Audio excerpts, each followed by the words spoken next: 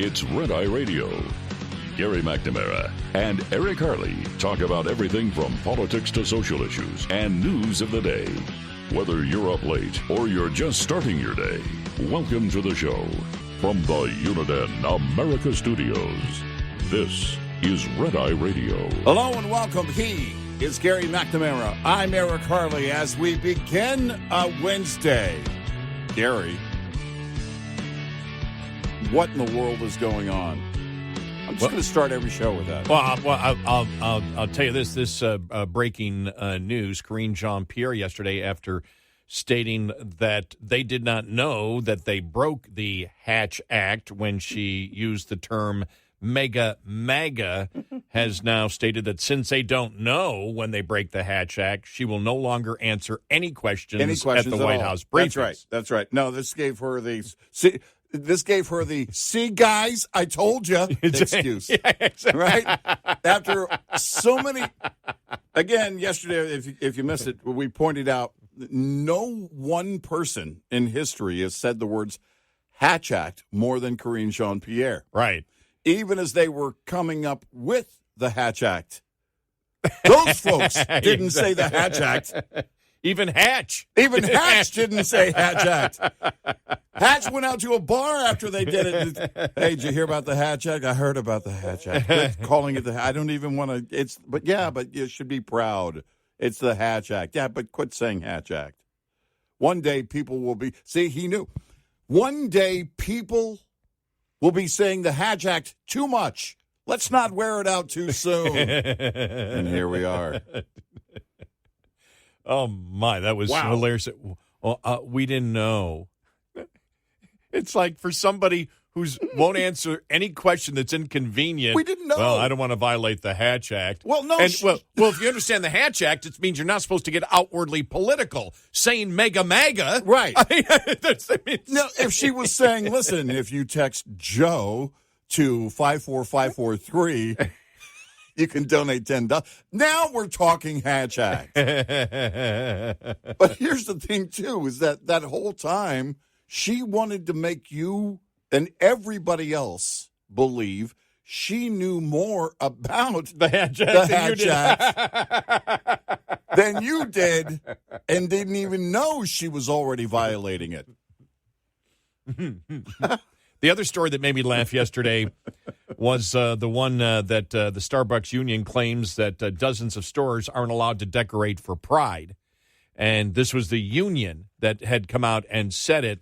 Starbucks came out later on and said that wasn't true. Right. I have the solution. What's that? I have the solution. I think that because now that this controversy has been out there, I think that every Starbucks location should have their baristas write on every cup transgender rights. And I think that each barista, each and every day, there should be a great big newspaper ad. Wait a minute, newspapers don't exist anymore. No. All this advertising should be done by Starbucks to say that the baristas will now discuss with you in a very calm and civil way why 5-year-olds should be taught sexualized content, and why biological men should be competing against biological women. Well, we could go that way. That would be good. But you could also have them write on the cup, talk to your 5-year-old about sexualized content. That's even better. That's exactly. See how that goes. Always willing to help Starbucks out with advice. Look, this would help make up for not decorating or the complaint, which, again, Starbucks says isn't true, but you can show how much you care. Listen, do some signaling of your virtues. Hey, when you're old, do you go over an overpass while you leave your virtue signal on? I don't know how. I'm not sure if that works. I'm getting older. I need to know what to do. Just don't sell coffee, Starbucks. Yeah. Tell us the correct morality. Have your baristas. Here you go. Before you hand the customer their coffee, tell them they need to express their support for LGBTQ. Yes. Before I can give this to you. Yes. Yes. Now, the problem is with quiet quitting, will the Starbucks baristas want that extra responsibility? Yeah, right. Oh, man. Hey, but it's a union job. It's a great gig. Come on. What's not to love? Well, if you look at the latest Starbucks stories out there, yep, you can unionize for a short time and then you're closed down. Yeah, right. So those stories are they're closing down the. How many stores? Was it 3 stores? I forgot how many it was. There was a one story area? about 3 weeks ago. But I'm like, wow. Yeah. Think about this. And you ever want a perfect example of it doesn't matter how much you try to go far left virtue signaling, it's never enough. No, if you ever want exactly. a perfect example of that, that is Starbucks, which was looked at as the epitome of liberal social consciousness, wokeness, you name it. If you look at a company over the last decade, and they've just been completely destroyed by the left. Yeah. I mean, the one fast food company that goes union. Think about that. Yeah. Wow. Oh, so I and when I saw this, the union's claim came as the LGBTQ community faces heightened attacks ranging from protests to legislation to physical violence. This is from CNBC. Republican state lawmakers have targeted transgender people's medical care and drag queens' performances. Of course, they're leaving out extremely important context there, are they not? CNBC in that? Yeah. A little bit of context they're leaving out. Starbucks has long had a reputation as a progressive company bolstered by its history of supporting its LGBTQ plus workers, including transgender baristas. Yeah. Well, then if that's the case, you should go further and do what you did on race and see how that works out for you. Yeah. Put the baristas to work. That's right. Look, show you really care. If they're union and you have to pay them more, you need to get more productivity out of them. Yeah. And since what you have sold in the past is virtue signaling, get them to work. Yes. Put them to work. Right. Get more productivity and efficiency out of those more expensive union workers. Right. Man, this is fun. Well, listen. I was thinking about the company. I was coming into work, and I'm thinking to myself, I'm like, here I am, my age. I could be retired. It's, 10:30. I'm driving into work, and I can't wait to get there. Like, what is it? Well, it's middle of the night. It's like, I don't care. I get to do this. This is great. Yeah, this is going to be fun. And to the left, we didn't want to be your leaders. We didn't. We didn't apply. We didn't. But tell me who your leaders are if they can't get all this straight. We don't write the rule book. We give out so much advice to the left. We may change our name to Blue Eyed Radio. Exactly. Yeah, that's yeah, worst Crystal Gale song ever. I met her one time. Yeah, she was on our. She hung out with us at a truck show one time. I met her 2 times, and I forgot about that. Yeah, well, you weren't there. I was. Were you? Yeah. Were you? Yeah. That was the one time you went to Matt's. Yeah. Yeah. No, I went to more than once. Did you? Yeah. The Mid-America Truck Show. I mean, in Louisville. She was in Louisville. No. I met her in Dallas. Here. She was here. That was she wasn't here. That was. I could swear she that was here. here. Juice Newton. Yeah. Oh, aren't they the same? Are they the same person? No, that's not how it works. Was it Juice Just Newton? change their name. One is also blonde. The other one is brunette. Gary McNamara. Yeah, no. Juice Newton, man. Yeah. I know she had a crossover hit in the 80s. That's all I remember. And you know why? Because I was a program director of a radio station, and I remember my music director saying you have to add Juice Newton. So I can't remember what the song was. Right. That's when country was still crossing over to pop and rock. Right. So Angel of the Morning. That was it. Yeah. Yeah. All right. Yeah, great Man, song. I hated playing that. Yeah. I actually I like the song. I did like the song. I thought, though, that, her other stuff, I like a lot of her other stuff, too. It's just that the radio played the daylights out of that song. Yeah, that was like every other hit song. I can only now, after, 45, almost 50 years, can I listen to Led Zeppelin again? It's like, oh, that's pretty good stuff. Yeah. But because you played it. Yeah. Played it so much.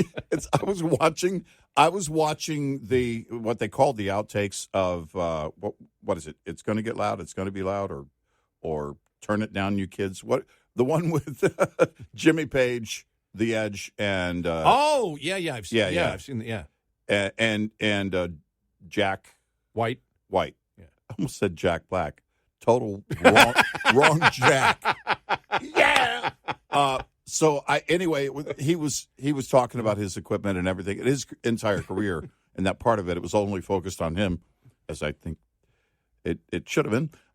But I thought to myself, wow, this guy's really good on guitar after all these years.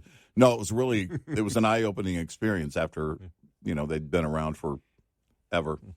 But we got a show. We do have a show. If it starts this way, it could only get worse. I'll tell you this. When I got out of yesterday, because I knew it was going to happen, and I was busy trying to cut the lawn in between the rain we've been having, and I didn't complete it. Half my front lawn is cut, the other is not. Oh, no. I'm like, no. I looked at it and went, because it started raining, and we didn't expect the rain. All of a sudden, boom, there it came in, and we're just having, I've been hit with hail 3 times in 3 days. Oh, wow. That's never happened. Yeah. And so, so I was, in and out and catching a lot of it on, YouTube and stuff like that, later on after it happened. The major networks all stopped programming. Yeah. Yeah. I know. Yeah. But the one thing that I got out of it is when he stopped in at the restaurant afterwards. Right. And the whole prayer thing. Yeah. And I went, oh, okay. He's catering to possible jury members now. Yeah. That's the first thing I thought of was, right. Okay. That, good strategy there. I mean, when you see, I'll tell you the one thing that came out yesterday when I found out Wall Street Journal had an article on it. And for some reason, when I read the actual indictment, I didn't see this. But what they said was Trump knew he was being recorded. Yeah. I didn't know that. I didn't know that until yesterday. Yeah. Trump knew he was being recorded and still said all of that. Right. Like I said, it's almost as if it was a challenge. That it was a challenge that I'm going to see how far I can go, and if they decide to indict me on this, then I'll use that as part of my campaign. Remember what he said to Rolling Stone magazine? He said they've got Mar-a-Lago bugged. This was after. This wasn't 2016. It was Trump Towers. They bugged my phones, and it was. I'm paraphrasing there. He told Rolling Stone magazine after he was out of office that they have a spy or something, bugs or something at Mar-a-Lago. And so that told me right there that he believed it. But he was talking to this author, and it was he knew he was being recorded. That blew my mind because that is, we talk about not being self-aware. Mm-hmm. And it's like, are you kidding me? Mm-hmm. And you're waving you're showing from when they like waving the document is what I get, but still doing that and talking about what he talked about, knowing that he told the public the opposite on that. Right. That's just you shake your head and you just go, why? And I think that has a lot of Republicans confused, even a lot of Trump supporters. Why would he do that? He knows they're targeting him for anything. They'll target him for nothing. They'll make up stuff about him and target him for 3 years. And the big question that I heard more than anything yesterday was, why would Trump do that? Why would Trump help them? What was he thinking to get to that point of saying, I think I'll help with the prosecution because it was so stupid to do that. Because now if you look at it, the vast majority of the witnesses against him will be the people closest to him. Yeah. And the best evidence against him is his own words. Mm-hmm. Mind-boggling. That's why I think, again, I don't know. I mean, he doesn't have a completely new team put together, but I'm wondering if there will be one at some point before this thing actually gets rolling, and we'll see. Because first of all, it's his nature to distance himself from anyone who is no longer a part of his team, however that goes down. So his 2 lead lawyers are gone. The one lawyer came to the surface to basically be his lead lawyer and was acting as his lead lawyer yesterday, but he's not done picking a team, according to all reports. He's still interviewing, and I expect a whole new team. I don't know if that means a new strategy or not. Typically it would. But with Donald Trump, he kind of leads the entire strategic control of it. It'll be interesting to see what legally they go after. They do have avenues. How successful they will be depends on how they argue it and who the jury is. Right. As Turley said yesterday, even one count found guilty gets the president, as he said, may get the president a terminal sentence. Mm-hmm. Yeah. Which means he's so old by the time he gets, right. by the time that's done. Right. He said, but the other thing is you only need one juror. For benefit of the doubt. You only need one juror, and it's in Miami. So that plus the GOP Senate goes after the FBI yesterday. Man, we got some great audio coming up on that. 866-90-RED-EYE. Every driver knows the cost of replacing tires is a major expense.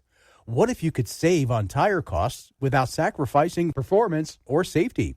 Consider retreads, a sustainable, cost-effective way to rack up your miles. The lower price tag of retreads might make it feel like you're sacrificing performance, but many of the quality retreads available today have proven to perform comparable to new tires. Plus, dependable tire performance also has to do with choosing the right retreads for your application and adopting a tire maintenance routine. Determining the position in which your retreads will be placed and what application they'll be used in should be the first steps you take when purchasing tires, whether new or retreads.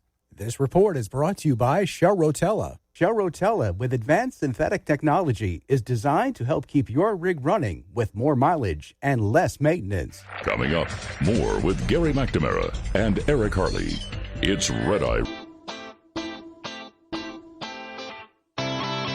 It's Red Eye Radio. He's Eric Harley, and I'm Gary McNamara.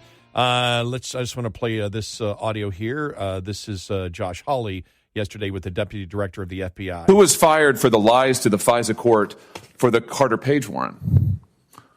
Who was fired for that? Anybody? Has anybody been held accountable for your institution deliberately lying to a FISA court to get a wiretap on an ongoing presidential campaign? There is an ongoing disciplinary process with respect to individuals involved in that. Here's the deal. You're back in front of us asking for the reauthorization of extraordinary authorities. Multiple courts have uncovered extraordinary abuses perpetrated by your agency.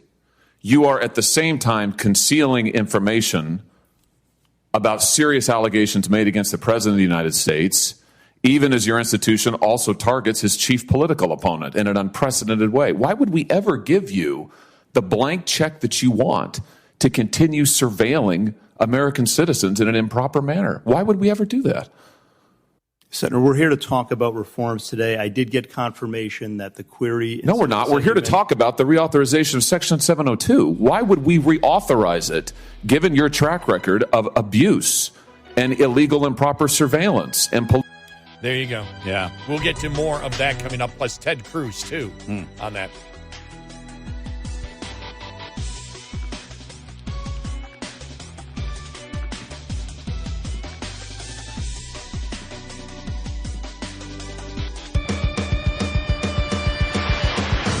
You're listening to Red Eye Radio from the Uniden America Studios.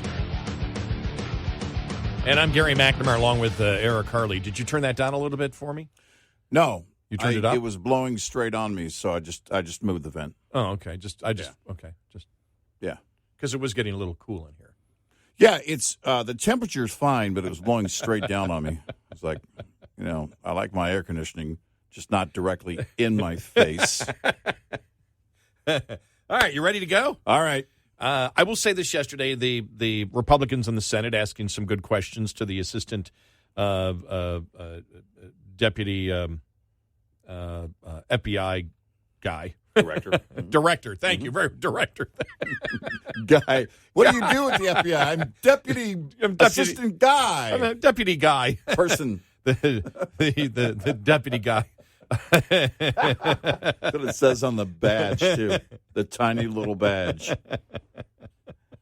That's Deputy FBI Director Paul Abate yesterday was in front of the Senate Judiciary Committee. Mm-hmm. And I will say this overall because I listened. There were a ton of different – the Democrats just ignored the Biden scandal as if it's not going on. They don't even touch it. Yeah. They just don't do anything concerning it whatsoever. And that's about the only thing that they can do because they really don't want to – they really don't want to touch it. And that's the interesting thing about this whole thing about the document that came out about the bribe. And I know that I think Newsbusters had, the networks had had 5,327 hours on the Trump situation and nothing, zero on the 17 different conversations allegation that's in the FBI document. Right. It doesn't matter. Right. It's going to get out there. It's out there already. Yeah. As we have stated before. Right. It's out there. I understand it. It's good that Newsbusters does that because it shows the political bias. Right. Because Trump isn't president. Mm-hmm. And so when you look at what's going on, Trump is not president. Right. And so when you would think that anything involving the president, especially when it comes to a bribe, and remember, this is an FBI document of an investigation that they say is still continuing since 2017 as to whether the president took a bribe of $5 million from Ukraine that relates to the first impeachment. I mean, that has everything that you want. You talk about blood in the water for a journalism story, that has everything. And so the fact that they're not carrying it, you can come to the conclusion they want it covered up. Right. And because the president of the United States, a story of a bribe is always more important than a former president getting hit for something that he did after he was in office that nobody – now, the only thing that would make that a story is the fact that nobody has ever been prosecuted like this as a former president of the United States and the fact of the relationship of – and I've seen this more than anything, even people that don't like Trump at all, that come out and said – you make the Hillary comparison, and you can't. Yeah. You can't make the case when you make the Hillary comparison. You just can't do that. And even you've seen the fact is when they bring it up, they lie. And we've talked about the Democrats that have said, "Well, I mean, she didn't try to obstruct justice." Oh. It's like, what are you talking It's about? The entire design, or there was nothing willful there. What do you mean? It was premeditated. Yeah, that willful word they were on for a few days. And then they finally, and it's like now they're quiet. They did bring up, and I don't think it's in this one. It may be. I listened to so much yesterday. It might be Josh Hawley that we played, and we'll play his entire segment coming up in a little bit, where they actually were talking about the fact of the FBI not redacting the part about the 17 conversations that the Ukrainian business person, who's believed to be the head of Burisma, had with Joe Biden and Hunter Biden. Right. And they said, well, we did this to, and they made it clear they did it to protect. So it is true that they did this out of worry because that's one thing the FBI director made clear. They did this because they're worried about his life. But still, I didn't see it. It might have happened. I didn't see it, and I didn't catch the entire, because it's hours long. Yeah. But I was trying to search for anybody who asked the question, Republican, why are you worried about this? Are you worried about it because you believe the allegations are true? Because if the allegations aren't true, why would you be worried about the life of the informant? Right. And that question wasn't asked that way, but there were questions that were asked and statements that were made. And this is Ted Cruz yesterday with the deputy FBI guy. Assistant chief guy. Yes. Thank you, Mr. Chairman.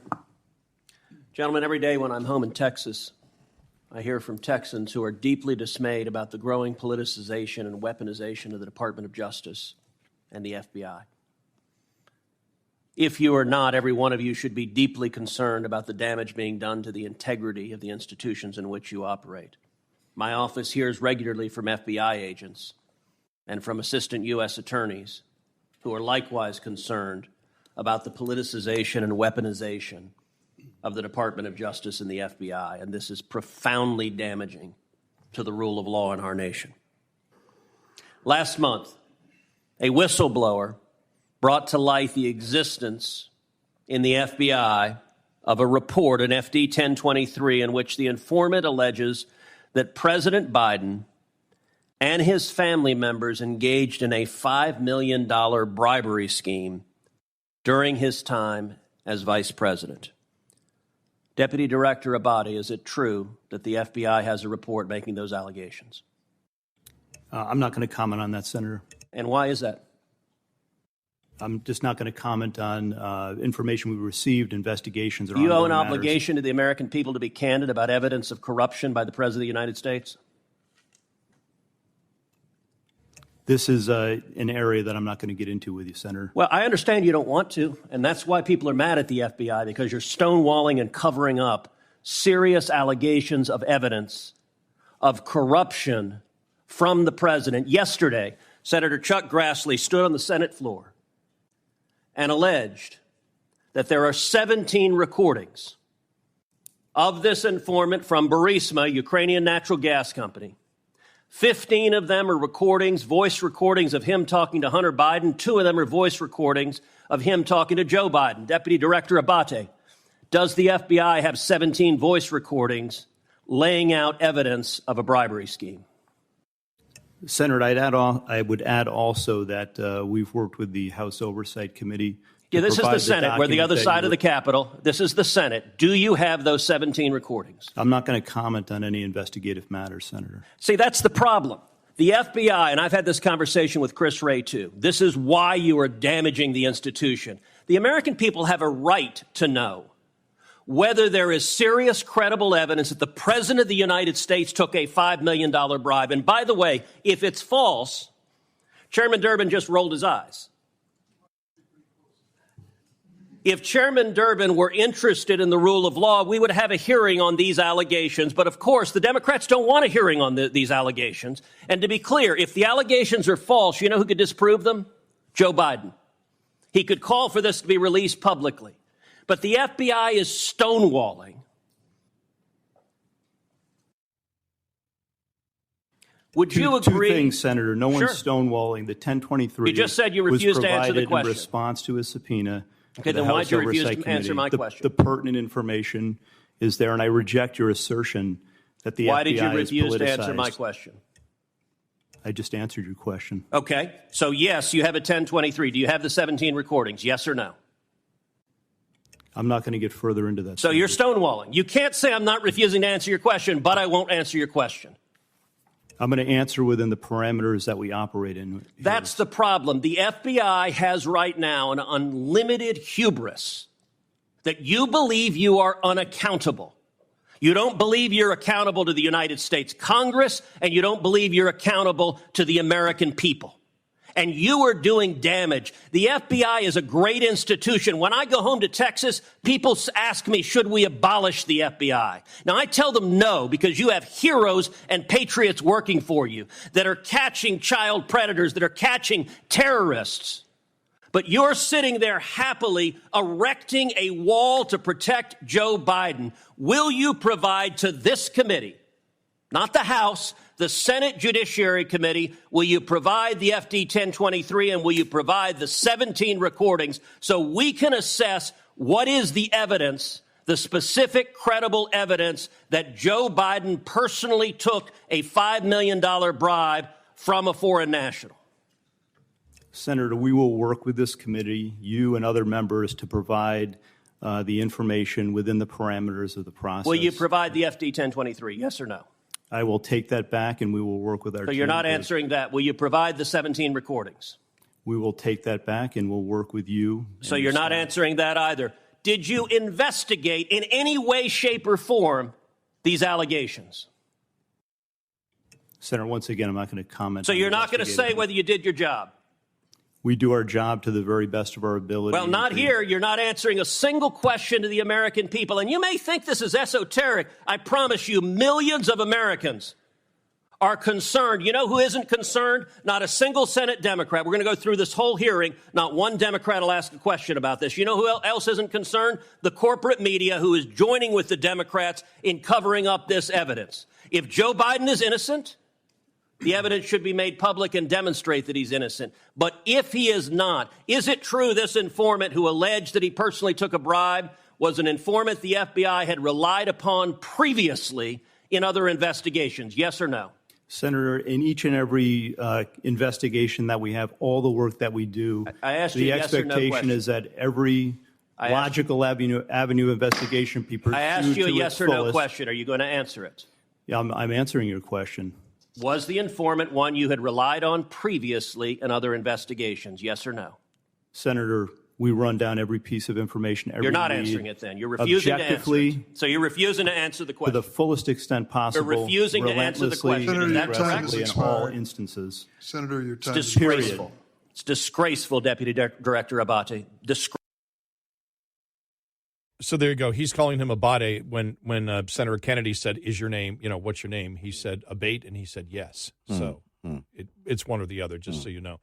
But we'll get into hearing from Josh Hawley a little bit later on because he actually gets into more specifics of it. But as you see, and it's a pattern of how many. If you've been listening to the show for any length of time, and we've been talking about mostly the House that gets to ask the questions because, as you see, the Senate doesn't want to even touch this. They don't even want to comment on it, the Democrats, because it's run by the Democrats.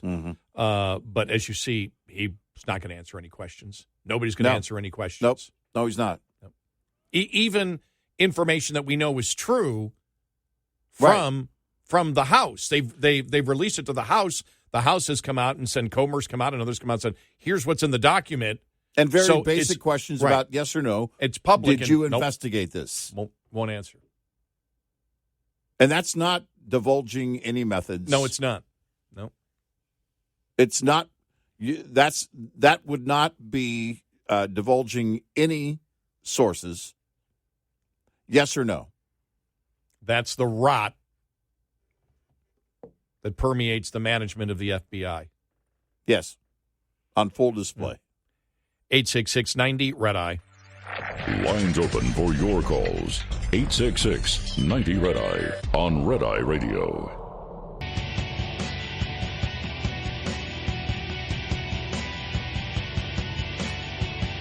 It's Red Eye Radio. He's Eric Harley, and I'm Gary McNamara. Let's go to Chris in Chicago. Chris, welcome. You're on Red Eye Radio. Hi, Chris. Hi. Hey. So, I didn't make this up myself, but I was kind of researching online. A guy named Barnes, Robert Barnes, I think, and he makes the point that the president has ultimate declassification authority, and the mere presence of him having it automatically declassifies it. And what he said on a tape, whether him knowing or not, does not nullify that declassification power. No, but here's the point. In the tape, he made it clear he didn't declassify it. Here's the point, that he did declassify it by holding it and taking it with him. No, he doesn't. No, the Presidential Records Act clearly outlines. That's the reason we have the Presidential Records Act.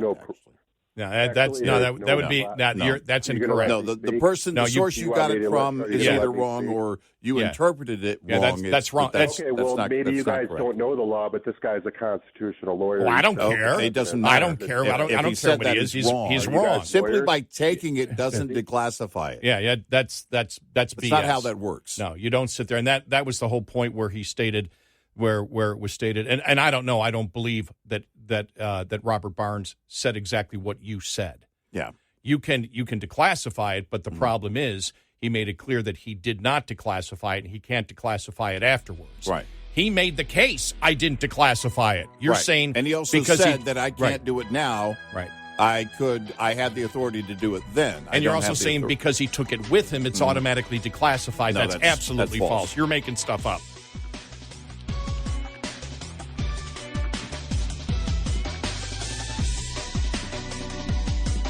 Top of the Hour News is brought to you by House Products. Visit houseproducts.com. This is Red Eye Radio on Westwood One.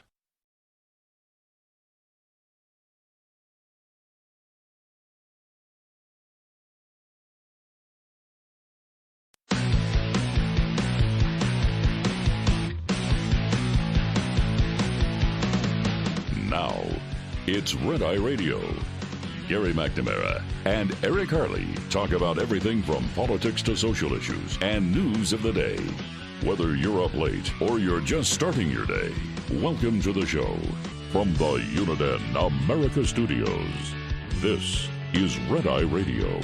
All across America and around the world, 866-90 Red Eye. He is Eric Harley, and I'm Gary McNamara. Welcome and good morning to the last caller who said that he read from the constitutional law professor Robert Barnes, who said Trump, that just by taking them from the office and taking him to his, wherever he wants after he is president, that automatically declassifies it. I don't even think that's what Barnes is saying. He uses as reference the Just the News interview with Mike Davis, former chief counsel of nominations, the Senate Judiciary Committee, law clerk for Justice Gorsuch, who said, if you're arguing the Presidential Records Act, and that is if you or your staff create something, you or your staff create something that is classified, the debate goes on between you and the National Archives as to whether, you can keep possession of it. You don't own it, but you can keep possession of it. Top secret classification, for example, that comes from the Pentagon. For example, like here is the to use the example that actually happened. Here is the battle plan for going into Iraq. The president can't take that and keep that when he is an ex-president. Right. Now, can he declassify that the same way as a Presidential Records Act? That's still up for debate. But he admitted, he said, I declassified everything when I left.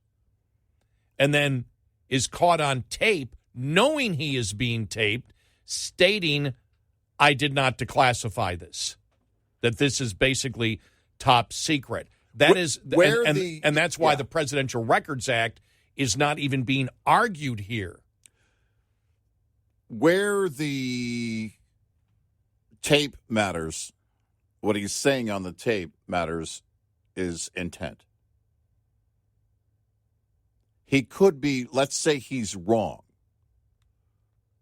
Let's say, because a lot of this case is going to hinge on what they can prove, what prosecution can prove in terms of the documents that he was holding at the time and had there. And when he's saying on the tape that these are secret, then that shows intent. Now, there are a lot of people saying, well, whatever he says on the tape really isn't relevant. I would argue the prosecution is going to try and show intent with what's on the tape. Did he actually break the law in that moment that is recorded? That's another question. So it will be about what he had and how much of it came and was created by his office and how much of it was not. Not everything was. That's the problem. That's yeah. not the same as a president, as the caller was implying. He was implying that if a president just walks with the documents out of the White House when he leaves, that it automatically declassifies them. No. And from 44 USC 22053, that, again, Mike Davis used, that Robert Barnes pinned, former presidents do not have a right to any classified record they want, but they have the absolute statutory right to have, not own, their own presidential records, classified or not. There is no criminal component to the Presidential Records Act. That's why that's not being debated here. Right. Disputes are settled with negotiations and civil lawsuits, and this is something that we have brought up, and that's the problem. That's the problem, the legal problem that the president faces here. To the other thing that the last caller brought up, he said, "Well, this is a presidential. This is a presidential. Excuse me, this is a constitutional lawyers. Are you guys constitutional lawyers?" Which means that only constitutional lawyers understand the Constitution. Then why did you call us? Yeah. Why did you call us then? How do you know? Are you a constitutional lawyer? We understand constitutional principles and we can understand the law, even if we are not constitutional law professors. The Constitution and or law in general was not made so only the lawyers understand it. So, and that's the problem that, as we said, that's the legal problem that the president has. And again, it's stating in his own words, he did not declassify it. And they were not personal records created by he or his staff. These were plans, top secret plans to invade Iran. That's the problem that the president has here. Why he said that, knowing he was being taped, I don't know. And to say, who knows? A juror may just say, nope, sorry. We're not going to prosecute here. Our belief, well, I'll say for me, my belief is that the special counsel should have laid out exactly what it is, and then given it to the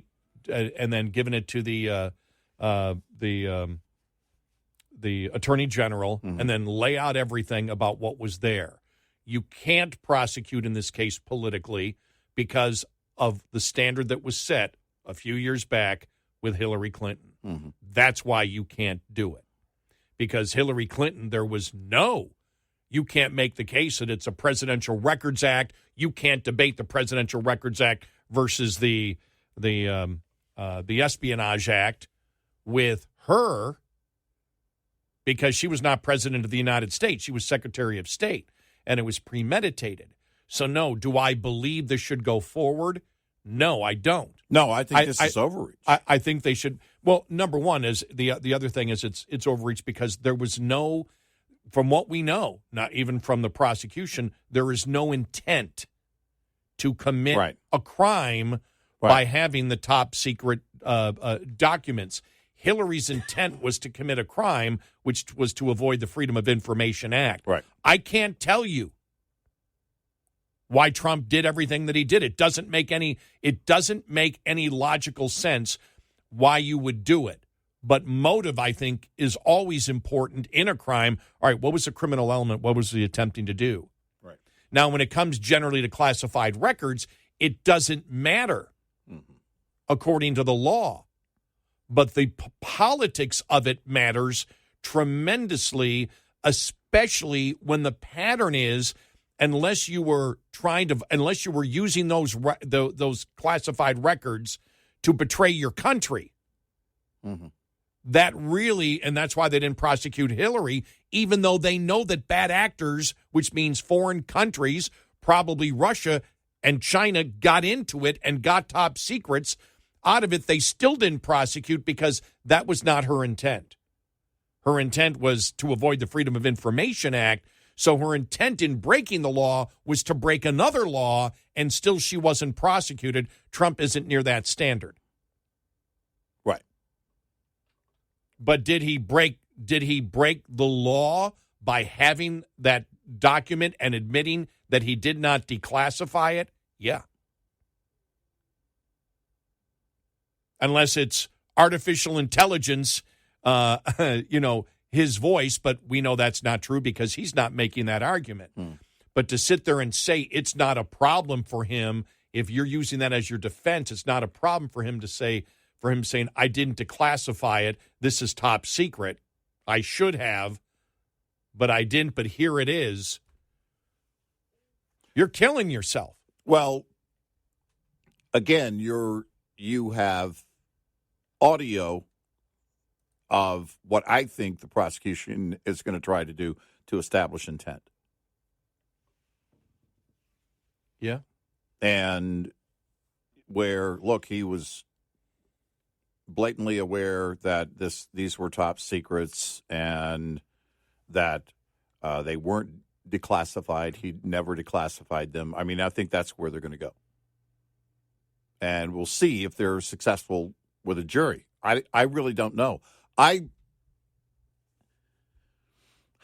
It's so hard to read this case on so many levels because you look at it from like the Sussman case. The Sussman case, which is a totally different jury makeup, or is it? I don't know what they'll get in Miami. But is there a decent chance that they will get at least one sympathetic juror? Yeah. Yeah.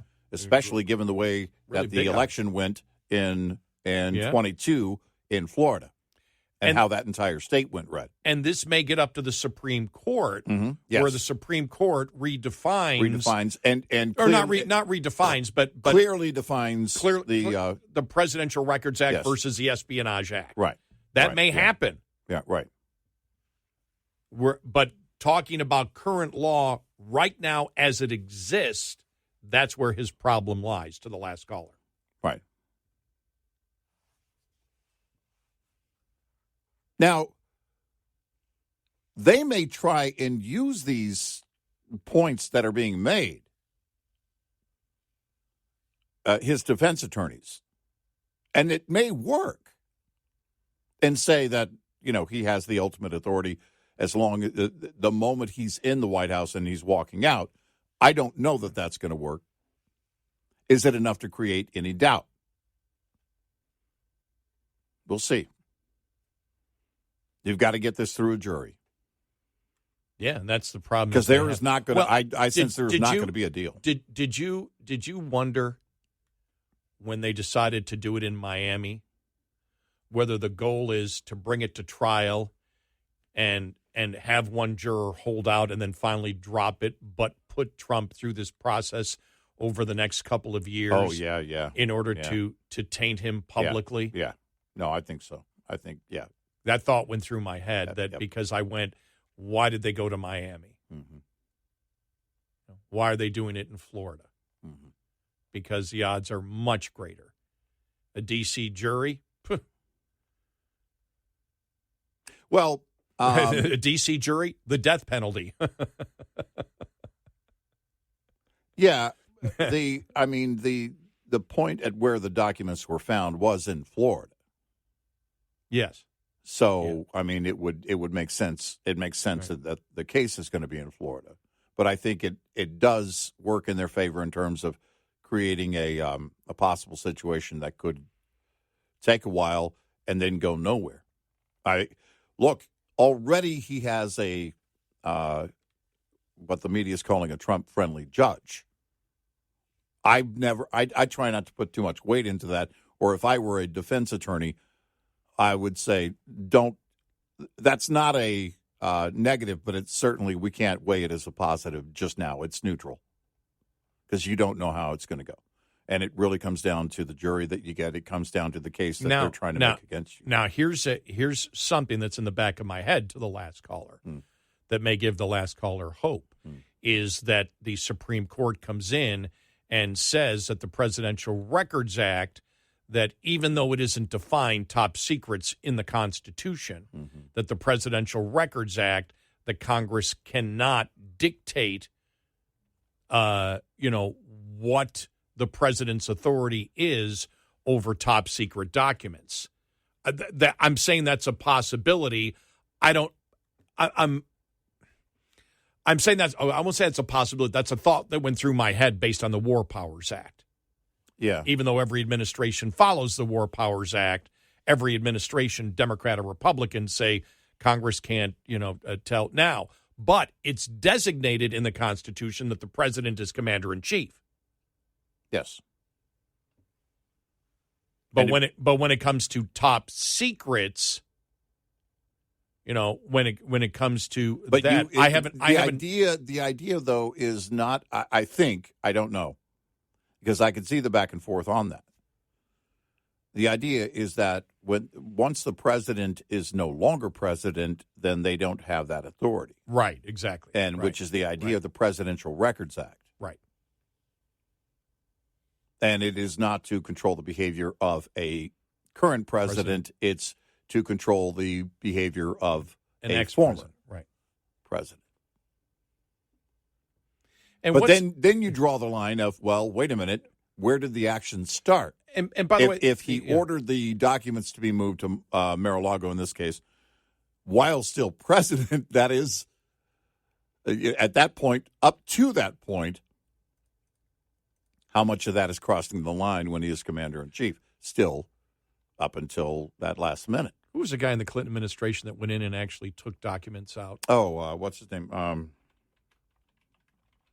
Yeah, I'll think of it in a minute.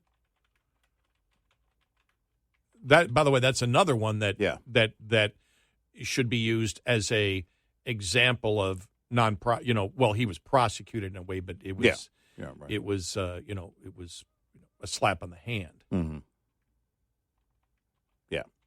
Yeah, it's this will be no doubt an interesting case outside of the political ramifications directly on Sandy Trump. Berger. Yeah, Sandy Berger. Yeah. So, all right, 866-90 Red Eye. Surviving and thriving as an owner-operator has just as much to do with managing costs as it does with generating revenue. Understanding basic principles of operating costs can save you thousands of dollars a year. Costs are not the same each month. If 9,600 miles are driven one month and 10,000 miles the next, two different sets of costs apply for each month. For example, if your tractor payment is $1,850 per month and you drive 9,600 miles in the month, your tractor payment is costing you 19.3 cents per mile. Drive 10,000 miles, though, and that same payment will cost you 18.5 cents per mile. This is one of your major fixed costs while paying off a truck loan. The difference in this example is only a fraction of a cent, which may seem like small change, but it ultimately amounts to $960 more annually on the bottom line. Because though fixed costs do not go down over time, you can reduce your cost per mile with more paid miles. Owner-Operator Business 101 is provided by Shell Rotella with advanced synthetic technology. For more information, go to overdriveonline.com to the Overdrive's Partners in Business section of the website for more detail on Business 101 and many other topics. Get in touch with Red Eye Radio, toll free at 866-90 Red Eye.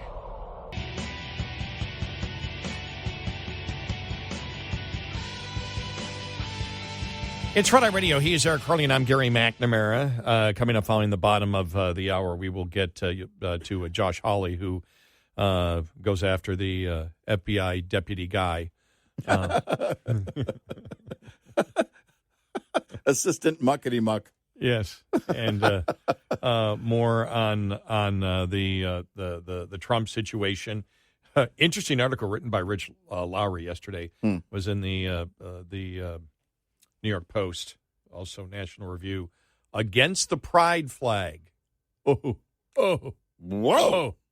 But he's how dare you? No, but he's spot on. Yeah, Absolutely. yeah. He's absolutely spot on there. Right. We will get to that. And here's a headline, because here we go, something that we've spent a lot of time on. All right. Texas is expected to break the power demand record as heat intensifies this week. We might be doing that right now in this building. Our AC's been working overtime. The heck is going on? Yeah. Must be it's not the heat, it's the humidity. It actually is. The humidity it's working hard to pull that humidity out of the air. Yeah.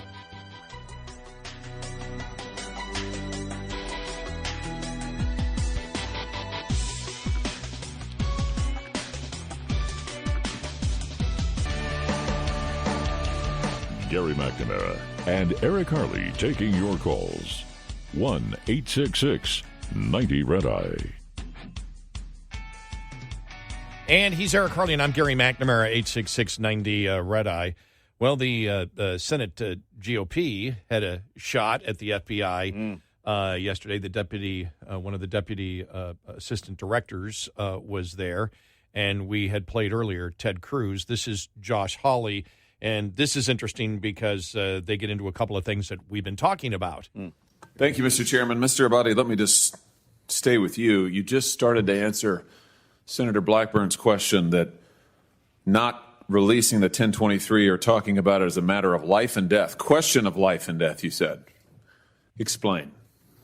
It is potentially a question of life and death For whom? With regard to the source of the information.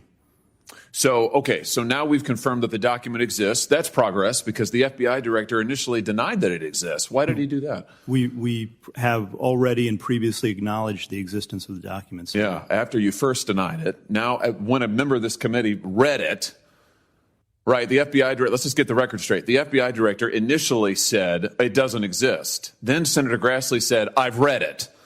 Then he said, oh, okay, well, gotcha. I guess it does exist. Now you're going back and forth with members of this committee, what's in it. Why don't you just release it? Is it classified? The document is not classified. Okay. Will you commit to releasing it? Senator, we'll take that back and we will work with you in this committee. How about just a yes or no? Will you commit to releasing this unclassified document that alleges that the President of the United States has taken $5 million or more in bribes from a foreign nation? The document has already been released pursuant to a subpoena to the House Oversight Committee. Has it been released to this committee? We will work with this committee within the parameters that are established to meet Will you the release request. the document to the public? It's unclassified. Don't you think the American people have a right to see it? Senator, the document, as you know, contains sensitive information that has bearing on the life of the source of the information, potentially. You can redact the source's name. We do this all the time. In some instances, Senator, and I know you know this, that is not sufficient to protect people. And that's what we strive and work to do each and every day. And I hope you would take that seriously, too. Oh, I take it very seriously.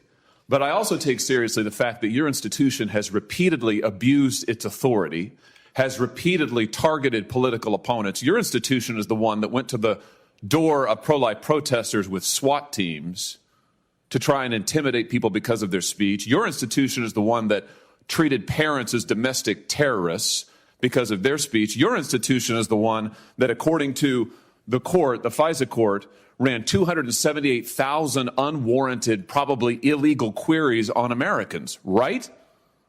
That was your institution, correct? With respect to the compliance incidents, yes, some of the other things you cited, we can take them one by one. They are not. Compliance, you would characterize the unlawful querying 278,000 times of American citizens as compliance issues? We've said before, I've said that totally unacceptable. Who's been fired for it? Individuals involved are handled through the disciplinary process. Who's been fired for it?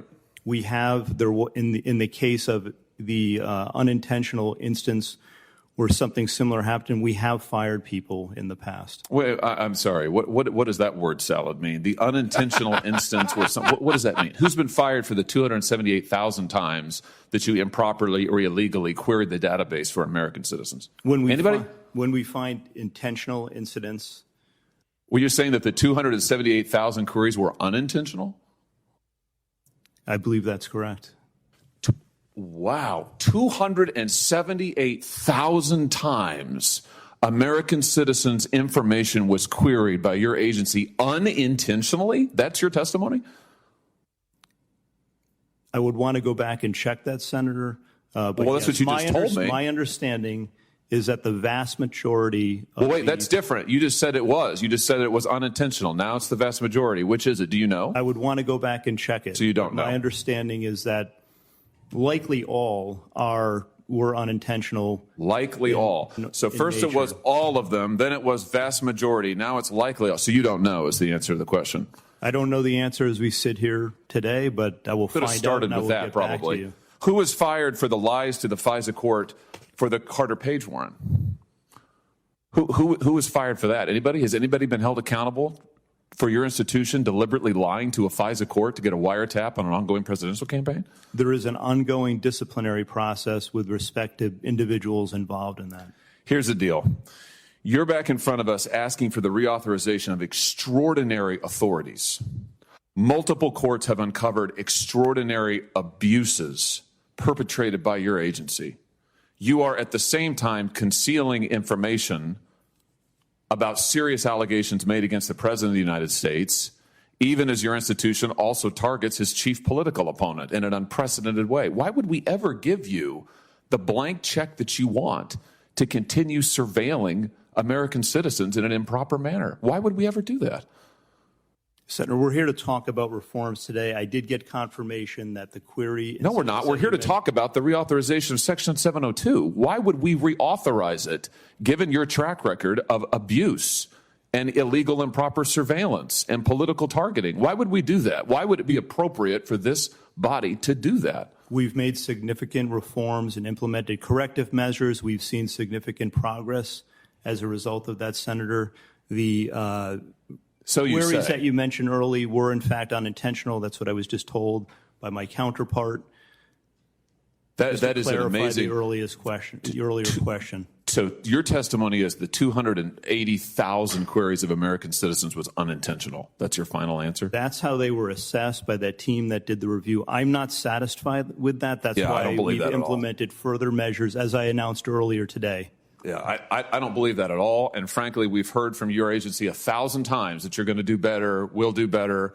You've promised after the abuses of Title I you'd do better, and then we find out that in the meantime you're illegally querying 280,000 American citizens' data. It's unbelievable, frankly. You know, the one thing I wish you would have pounded harder on is because nobody's denying it. Now, nobody in the FBI is that the FBI lied to Grassley. Right. The FBI lied and said this document doesn't exist. Right. And it was Director Wray that lied to him and said it doesn't exist. And until Grassley said, I've seen it, then it existed. Everything changed. Director Wray flinched the first time they said, we've seen it. Yep. I would have pounded on that a little harder. Yeah. Has Director Wray told you, has he given you any information? He told Grassley it didn't exist. Why did he lie? You know, why did he lie to the to Grassley, and why did he why did and Comer, the House Oversight Committee, they have oversight. They have top secret clearance. This isn't classified. Right. Why did he lie about it? What are you attempting to hide? Because that's the key question. I will say this I don't know if did you see the New York Post editorial yesterday that said, look, it's good that you're going after the FBI, but make sure you keep the eye on the prize, which is the bribe. Well, and that's I think it. You can do both. That's a great point. Do both. Is that you can, but the noise in getting things to the surface and getting the evidence to the surface in something like this, it is going to take a great deal of political will by the people. If they see, I see the point in what they're saying, because if the people see just the back and forth and the attack on the brass at the FBI, they see that as well. This is just the political play by the GOP, and that's where they're going. They can do both, and this is where it is critical. Absolutely paramount that Comer, Grassley, every member of the GOP on Capitol Hill keep the pressure on the FBI to bring that evidence forward. If we have, or if they have in their possession, the recordings, and it demonstrates, if there is any evidence that demonstrates a quid pro quo, then this president is absolutely disqualified and should be removed from office. Full stop. There's no in between there. There is not a, well, we can have that. No, it's over. And the Democrats know it. And here's their problem. It's what we mentioned earlier this week, yesterday or day before. The number of Democrats either on Capitol Hill or formerly on Capitol Hill or formerly in the White House that knew it, that have known about this for years, that have been looking to bury this thing in the deepest of deep state. And they've done it, except the truth always finds a way. And the problem with everything, you can encompass everything into this. That we have seen everything that Cruz talked about, everything that Josh Hawley talked about, what's going on with Trump right now. The American public is looking at this. Half the country says this is not a democracy anymore. And you have, for example, there's a two-tier justice system that you will have one side in power, and all they'll do is target the other side and will not hand out justice properly when it's their own. And it's not that it's just the political party, it's that the culture of that political party, which is the Democrats, is now embedded. It's institutionalized. It's systemic inside of the executive branch. So it doesn't matter whether it's a Republican in office or a Democrat in office, that the culture that exists in the government and in law enforcement is we don't apply the law equally. Right. At that particular point, people start saying, why do I support this country? Now, it's the Democrats that keep screaming that Republicans are against the democracy as they continue. It's the same thing. With the Democrats, you simply have to look at it. If they say one thing, it's 180 degrees different. Yeah, sure. We're anti-racist. Oh, okay, that means you practice identity politics and you judge people by their physical characteristics or their sexuality, that they must think a particular way. So your anti-racism is actually racism.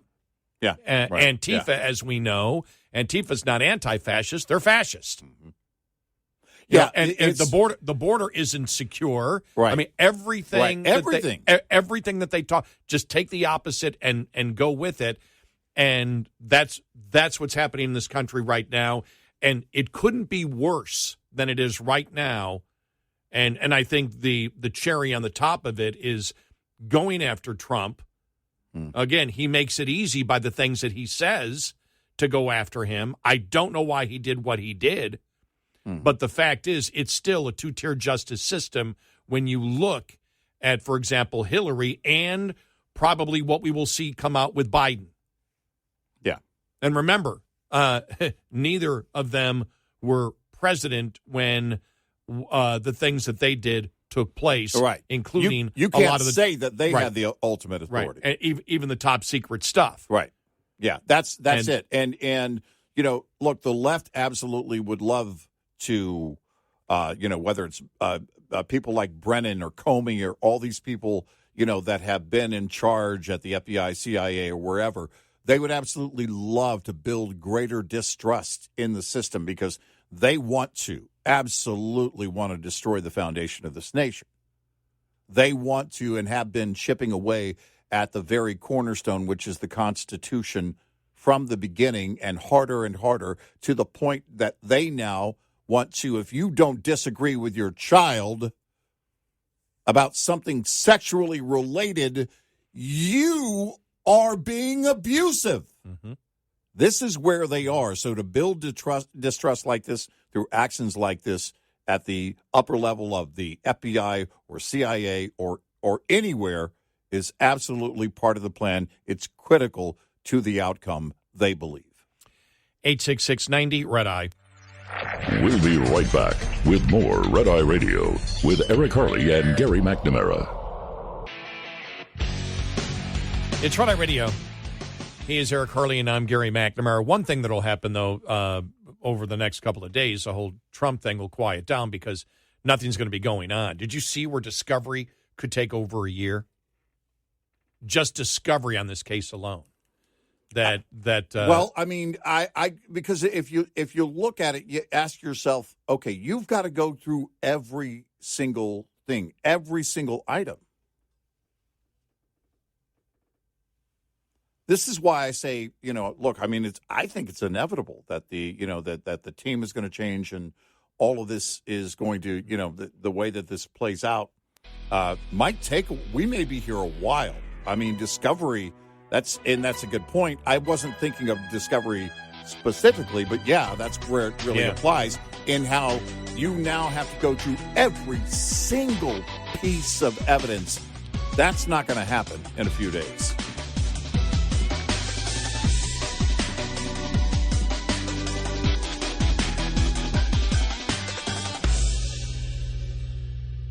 This is Red Eye Radio on Westwood One.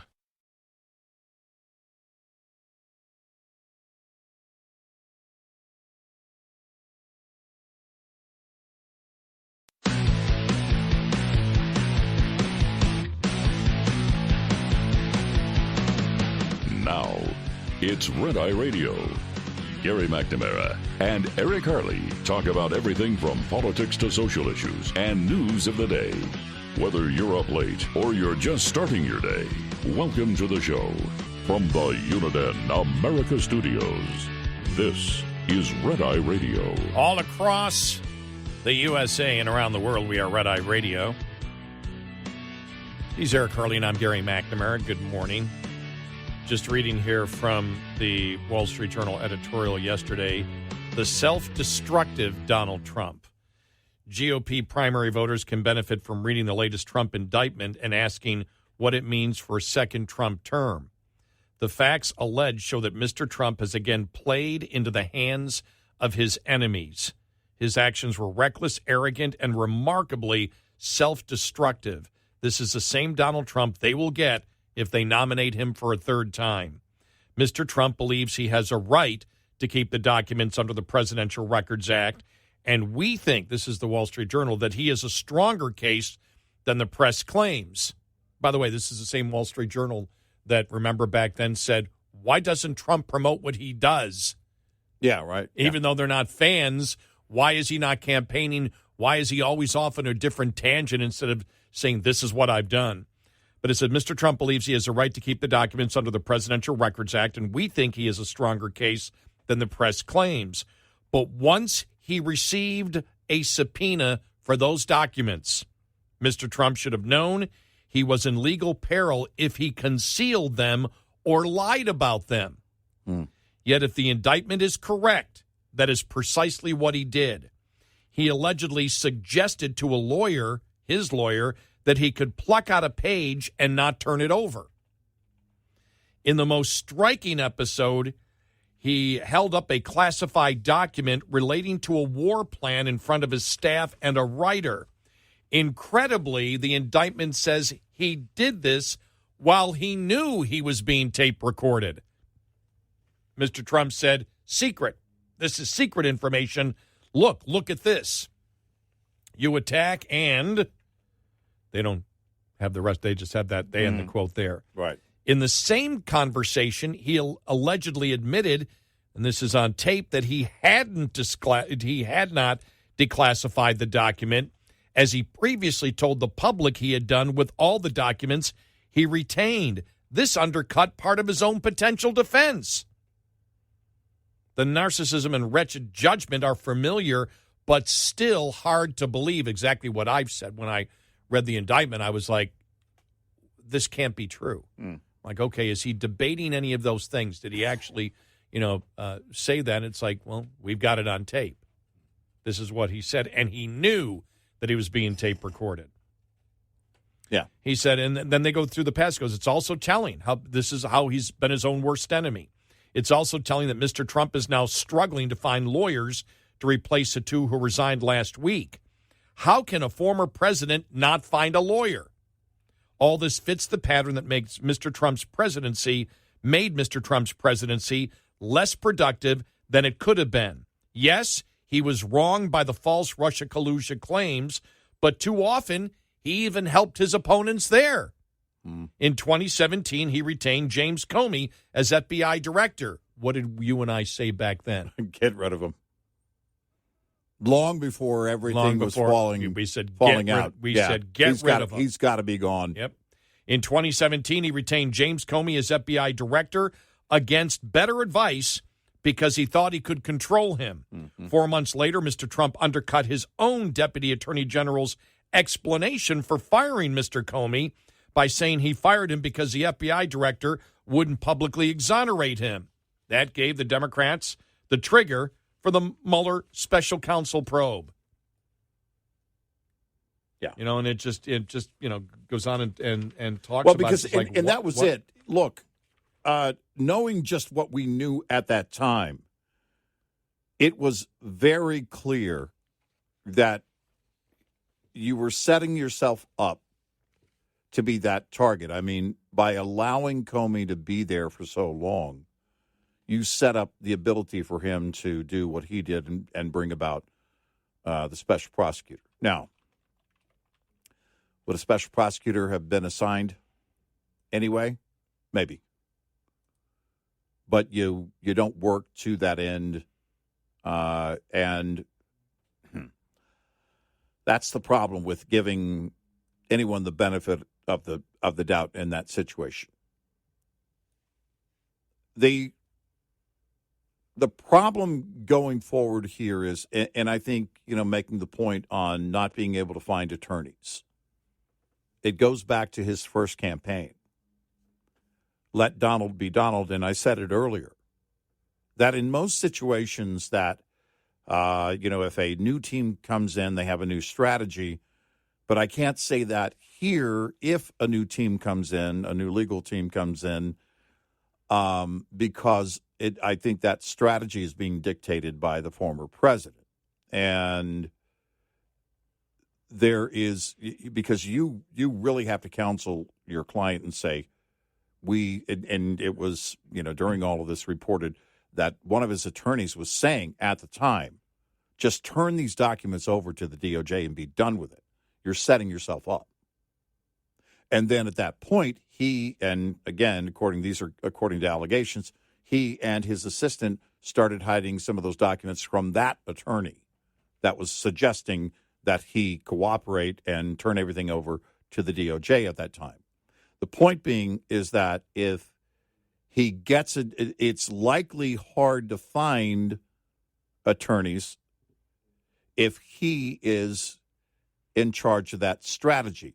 Now, to be clear, when you hire attorneys, if you give them a directive, if you say, hey, I'm not going to do this, then you don't have to do that. They can't make you do anything. But also the point of it is to have a team that will have a strategy that will bring about a win in that courtroom. And to that extent, it's likely because, and again, going back to the whole campaign thing, let Donald be Donald, he's likely in charge of his legal strategy and throws up a lot of roadblocks that they otherwise would want to kick down and go through and say, hey, we need to do this. I don't know if at this point you're looking at a team that would come in and say, hey, you need to work a deal. Or if they would come in quite the opposite and say, hey, we can fight this. We believe we can win. We believe we can get at least one or two sympathetic jurors. And we believe we can take this thing and really bring out a victory for you, not just here in the courtroom, but outside the courtroom politically. It depends on the lawyers, and it depends on the will of the former president, and we'll see where that goes. But, that's where the situation is right now. He was still, according to reports, still interviewing lawyers. He's doing it now, and he made his first court appearance on this yesterday. So, and I think we both agree on this that of course politics is driving this. This is political. Yeah. All right. This is political, and the politics of it from the Democrats.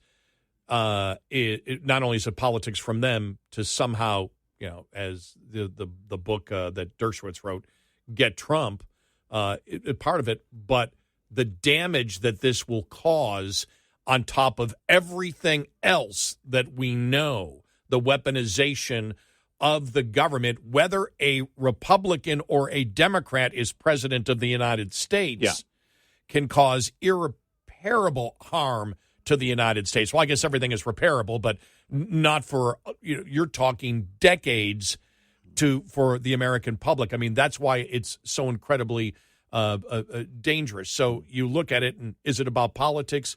Absolutely, it's about politics. Does it show there's a two-tier system of justice? Absolutely. There's no way you can look.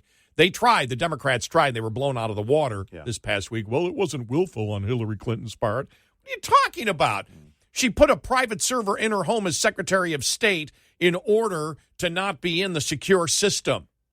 Stop it right there. That's the thing right there that damns her, that should have damned her legally. Right. And plus, there's no presidential record. I know she thinks she's president, but there was no Presidential Records Act that would apply to her that you could even debate. Right. And I believe that they will debate this here. That I think they will debate it because that's one of the things that was brought up early on. I think the Wall Street Journal brought it up. They said, well, they're not even arguing that whatsoever, but you have to because Congress initiated the Presidential Records Act, which, again, applies to everything, which then you negotiate through it. But, and so you go, they may try to, I don't think they were sure what avenue they're going to go down in order to exonerate Trump on it. And so we both agree it's about politics. There is a two-tier system of justice without question when you see how the FBI and the executive branch under Democrats operate. But the stupidity of Trump to make it so damn easy for them is the thing that is just absolutely unbelievable. You're like, what are you doing? Why are you It's to me, when I read the indictment, I said, does he want to be prosecuted? Right. Because it was he knew he was being taped. He knew he was going to be, or maybe I don't know what is in his mind. I don't know how, are there cognitive problems with him? I have to ask the question because when you think about it, imagine being his lawyers going, what the hell are you doing? What are you doing? What was the purpose? Well, no, I mean, at that time, one of his lead lawyers was saying, turn the documents over to the DOJ. Save yourself the grief. For what? What was the end game? Right, in retaining the documents, right. What is the goal? What's the goal? What was the motive? What was the intent? Right. But him knowing he was being taped and saying the opposite of what he was using as his initial defense, mind-boggling, just one of the dumbest political things I've ever read in my life. Because it's about you. It's about knowing that you've got a Democratic Party that is involved in a two-tier system of justice that is out to get you no matter what, and here you're being taped, and you say the opposite of what your defense initially was. Absolute mass stupidity. Yeah, and I think it's quite possible that that's where the prosecution is going to start with intent. He intended to have these documents. He was clearly deliberately violating the Espionage Act and, blah, blah, blah, blah, blah. And he was almost gloating about it in the recording, almost bragging about it, and was certainly aware of it. Right. With no criminal intent, though. Right. So the problem is that the motive. And that's why I've said there is no motive like there would be from what we could see if they can tie the top secret documents to Ukraine for Biden, and that's using it to take a bribe, and that is jail time. Right. Or what Hillary Clinton did. And so you can't figure it out, but still making it so easy for Democrats. Why? Yeah. Why are you self-incriminating yourself? Mm-hmm. Is that redundant? Allow myself to introduce myself. This is the why are you involved in your own self-incrimination? Mm-hmm. Yeah. you have to wonder through all of this. So we talked about discovery. I don't know how long a case like this might take, given the number of individual points that have to be set up, and through discovery, you have to investigate if you're defense. And keep in mind, he doesn't really have a defense team yet. Maybe that's why. That would be part of it, yeah. Because here's my question. Is it believed that you're still in the courts and, well, if you believe you can win, then all of a sudden you're in the White House in January of 25? And I have no idea. Here's one thing I thought of. They're going to use the lawyers to testify against him. They're going to use his own voice to use against him. Mm-hmm. The aide, who has not yet been arraigned, mm-hmm. I can't think of his aide's name at the moment, mm-hmm. Used to be his valet, then ended up being an aide, mm-hmm. who they're charging, that's the conspiracy with his aide to do all of this. Right. Do they flip him? I would assume so. I just assume that that's who you would flip, right? Yeah, I mean, if you're going to get if you're going to get his lawyers, look, because that's the thing is that in building the case, you're going to get you have everybody as a witness, and I just assumed, that would be a given. Now I know they're going to. Well, they better have sit there and go back and say, all right. Basically saying that, that the lawyers had to testify against him, mm-hmm. that, they can go back and look at that again and say no, and they could blow that all out.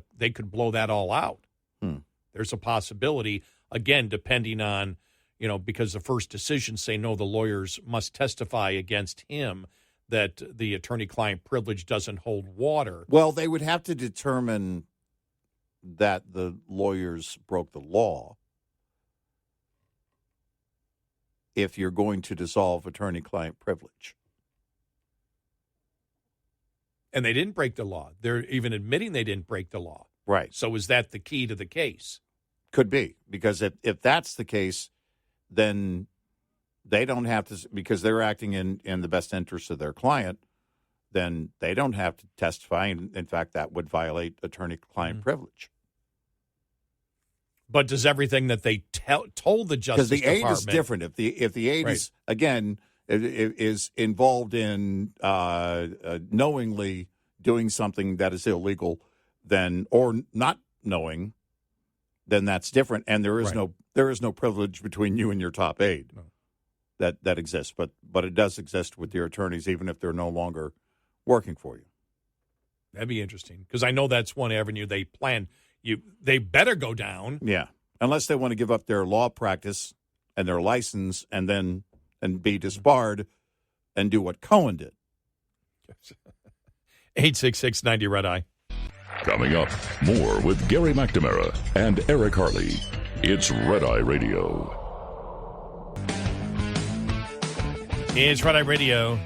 He is Eric Harley, and I'm Gary McNamara. I want to play this back and forth just to show the argument of the two-tier system of justice. This is Speaker McCarthy and a reporter from CNN yesterday. The idea of equal justice is not playing out here. And so that's a real concern to all Americans. So as a policymaker, elected officials, we want to make sure it's equal justice for all. We want to look at it as weaponization. Now, you're with CNN, right? Yeah. Okay, so let's talk about this even further, because when somebody weaponizes government and they actually get removed from government, let's take Andrew McCabe, okay, former deputy. But this is a different case. Let me answer the question. This is a different set of circumstances, right? I mean, the former president is accused of misleading law enforcement, of a conspiracy of obstructing justice. That's a different set of facts. Are you prepared to defend him as the former president, and what other actions will the House take in the House Judiciary Committee in terms of funding? Are you prepared to defend your network, CNN?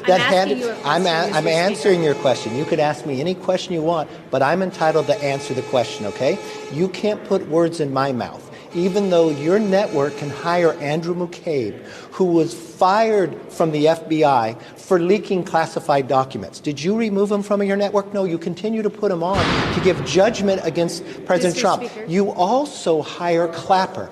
Clapper has come out publicly, Mr. Speaker, and what steps is the House going to take in terms of, is there any effort to defund the FBI, any effort to defund? And so, but you see where it's going. Yeah. You see where it's Right. No, I think that was a great response.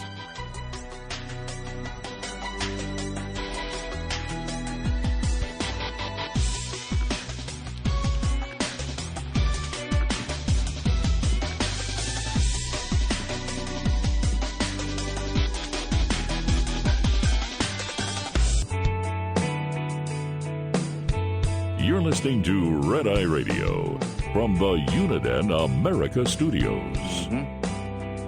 Hey, he's Eric. I'm Gary. Yeah, you're right. I mean, that's what was. I was reading that yesterday. They said discovery could take a year. This might not see the courtroom until after the 2024 election. I mean, that could happen where Trump is the nominee and running. Mm-hmm. And then becomes president. Mm-hmm. And then at that point, I believe the trial can't take place anymore. Right. Well, so if you're looking to kick the can down the road, I mean, in that regard, then you would also go to the court and say, we need a little more time, and we're putting together a what the former president needs is a proper defense team. And he's building that right now. So the point is there are a number of delays that you could come in and ask the court for. But just discovery alone, I think a year, and then I'm thinking, my gosh, maybe longer than a year, right? If you're looking at each individual item and the case made based on each of those items. Yes. You're looking for the exculpatory nature of all of that, any of that, and saying, all right, they say this demonstrates this, but it's not, it's not just any one piece of paper. It's also multiple items that could be on any one piece of paper. Oy.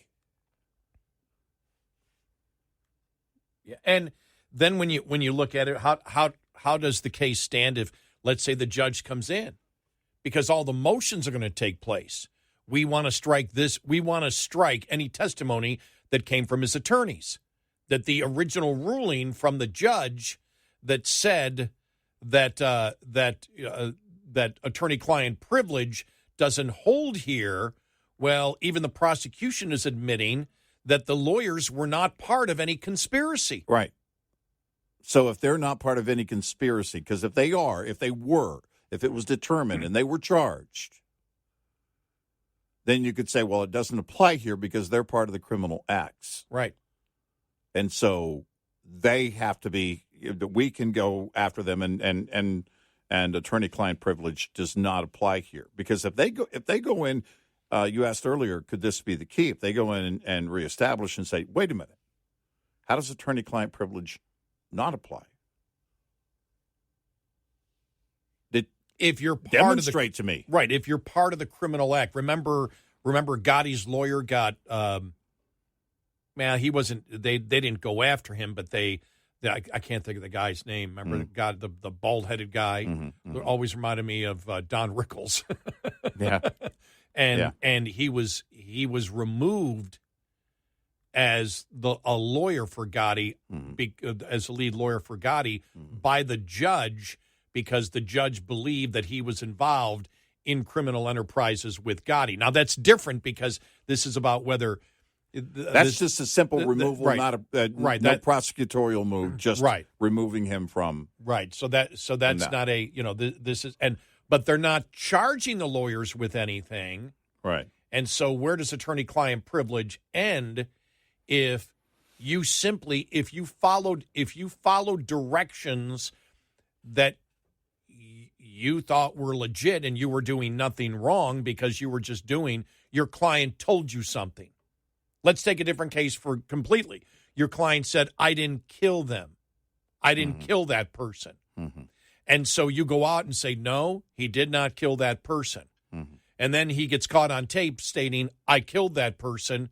And then the prosecution says, okay, we want those attorneys to testify against him because he has stated, I'm trying to find a case that is much worse, a murder case, but something that would be applicable where you couldn't flip a lawyer. I don't understand why, not flip a lawyer, but why you could have a lawyer testify. And so I still think there's a really interesting case there as to whether that gets thrown out. Now, if that gets thrown out, I don't know what they testified to. I don't know their complete testimony and what they would testify to, which would then throw out everything else that relates to that. Yeah. Right. And you just, I don't know. I don't know what they do with the, because I don't know who submitted. I'm assuming the writer is the one that just submitted the audio, right? Or the DOJ obtained it through the investigation. I don't know. Right. Well, true. Yeah, I mean, it had to through come from whoever the was author. whether the staff or the author was taping it. I haven't seen specifically who did the actual taping of it. And so I don't know, because that'd be another key, because the worst evidence you can have, the worst evidence against you is your own words. And most of the time, you don't know you're being taped. And I don't know how that would affect a jury. Say, look, he knew he was being taped and still said it. Well, this is where, I think, and I could be wrong, but I think that's where they try and, I think their entire case on intent is going to be built on that. Watch. His lawyer becomes his Dershowitz. Wow. That would be interesting. It would be interesting. That would be interesting. Yeah, if Dershowitz and Mark Levin show up in Miami, everybody stop what you're doing and get a plane ticket to Miami. Well, I don't know if they'd actually be arguing the case versus just. Well, they are in public, or consulting. Yeah, but that's that's the problem. As I said, the biggest problem is for the country. That's the biggest problem. The political ramifications, the belief that because it's gone on for so long, and there's so many instances, and it continues, where you see the fact that and the last piece of it was even yesterday, where it was like confronting the FBI. I can't wait till they get Ray there. Why did you lie? Why did you tell Grassley you didn't have it the first time? Right. Well, we can't talk about it because there's an investigation. I'm talking about the investigation. This is information that's out there. They just won't answer any question at all. No, they won't.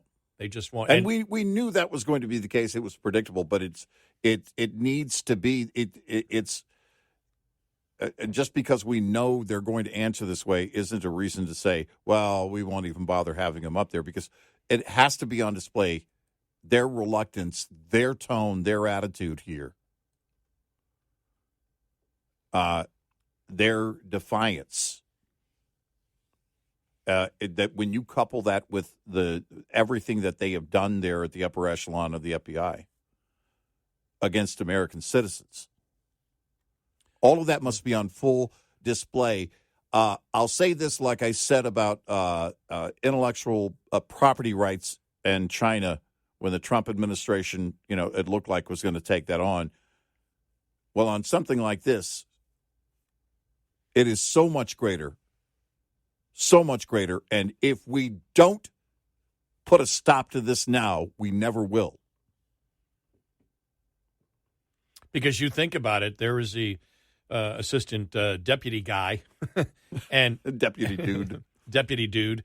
And it was, no, There's the testimony's there. Right. He said it didn't exist. Mm-hmm. The FBI director said and told the Grassley it doesn't exist. Right. Grassley said, Yeah. I have the document. Yeah. Oh, okay. And nobody is denying it. Mm-hmm. Mm-hmm. And you're pulling teeth to get this information out from them. Yeah. Threatening with contempt of Congress. And then you find out, okay, well, it's just not this document. Other documents also exist, as Comer said, that apparently he's going to look at sometime this week. And so you say, well, why is Biden being treated this way over and over and over again? Jonathan Turley had a column yesterday. What about the Biden special counsel? There's been nothing. You don't hear any of this. At least Durham, you knew when, grand juries were being impaneled and things like that. You might have been no leaks. He goes, you've heard nothing. Right. There's been nothing that has come from the Inspector General looking at Biden. And that comes from a Democrat, by the way. Right. Look at the whole Russian hoax thing. Look how quickly all of that evolved. It went from the summer of 2016 in its infancy to a special prosecutor within a year. Mm-hmm.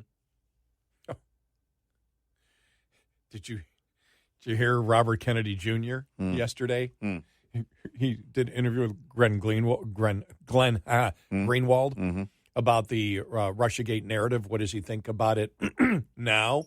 Yeah. This is mind-boggling. I found it here because he was saying about that he colluded with the Russians and was a puppet of Vladimir Putin and all of that other stuff and was controlled by the Kremlin.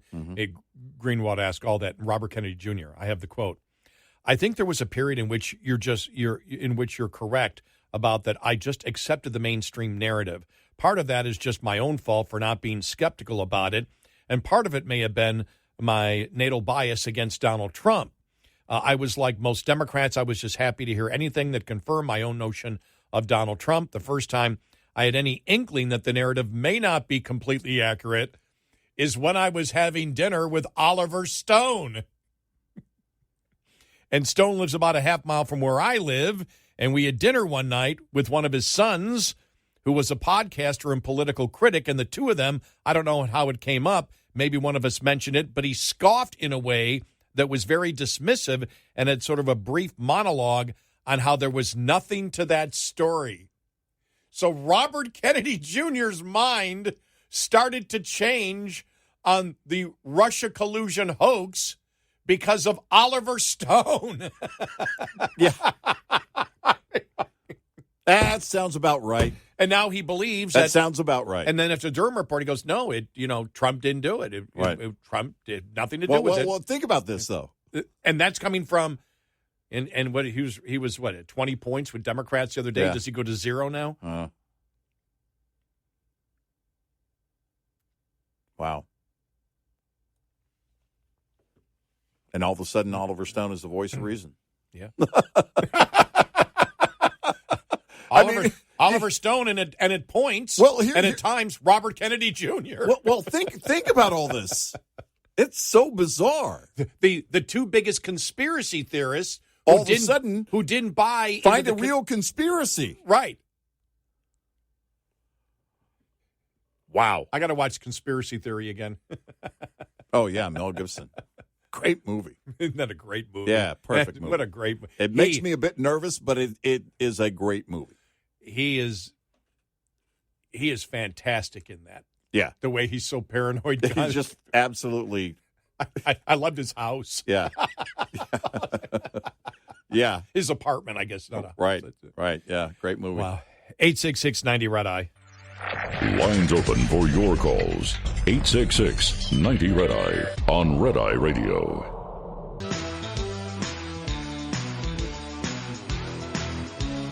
It's Red Eye Radio. He's Eric Harley, and I'm Gary McNamara. Interesting. The FBI was actually asked yesterday by the GOP, the members of the GOP in the Senate, if the 17 recordings actually exist. That's the question that or not. Do they exist? Does the FBI actually have them? Right. We asked yesterday if they exist, and if it is known that they exist and we're getting that information by sources connected to the FBI, how is it that they don't exist? And we pointed out that, look, in today's world, a recording can be digitized, even if it's on tape to begin with, can be digitized and shared. It can be captured. A recording can be recorded and captured and preserved. Question is, did that happen with the FBI? Here's a question I have. If this was done around 2013, 2014, and Hunter Biden was in the United States talking to a foreign national, does the NSA have it? We need to get Snowden on the phone. That's a question, right? No, I mean, if you because that would be allowed for the NSA to tap into that. Does it exist outside of it? Does the NSA have it somewhere is a question I have. But because it happened 15 times. The other thing is the timeline. When did the FBI know that or when did he specifically testify, the whistleblower or the informant, that there were 17 recordings? Was it 2017, 2018, 2019? Had they known about it all this time? Do they have it?